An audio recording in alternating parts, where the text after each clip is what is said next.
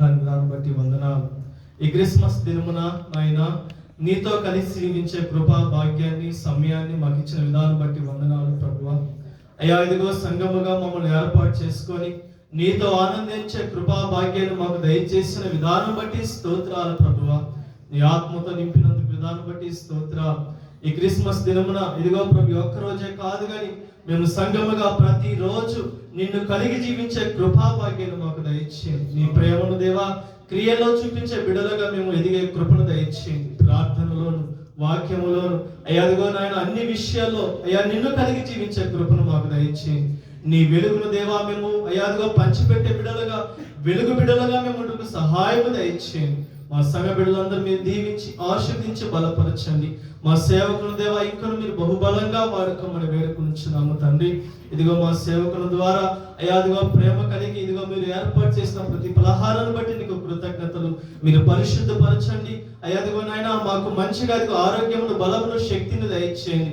అనేక బిడలకు దేవా నీ బిడలు ప్రేమను పంచే బిడలుగా మీరు నింపమని ఈ సంవత్సరము ఇదిగోనైనా వచ్చే సంవత్సరం అంతయు నాయన నిన్ను కలిగి జీవించే బిడలుగా మా సంఘము నిలబెట్టమని వేడుకుంటున్నాము తండ్రి.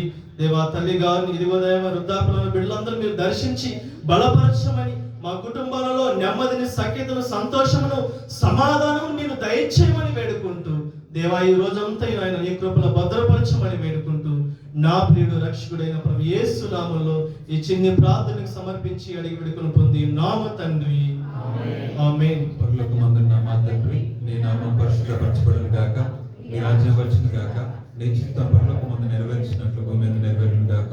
మా దిన ఆహారం నేడు మాకు దయచేయము, మేడల అపరాధం చేసిన వారిని క్షమించిన ప్రకారం మా అపరాధం క్షమించము, మమ్మల్ని శోధన తేక దుష్టునికి నుండి తప్పించు. రాజ్యమును శక్తి మహిమయు నిరంతరం నీవైనావు తండ్రి ఆమేన్. తండ్రి కుమార శుద్ధాత్మకును స్తుతి మహిమలు కలుగుగాక. ఆదిని ఇప్పుడు ఎల్లప్పుడు అయినట్లు యుగములు అవును ఆమేన్.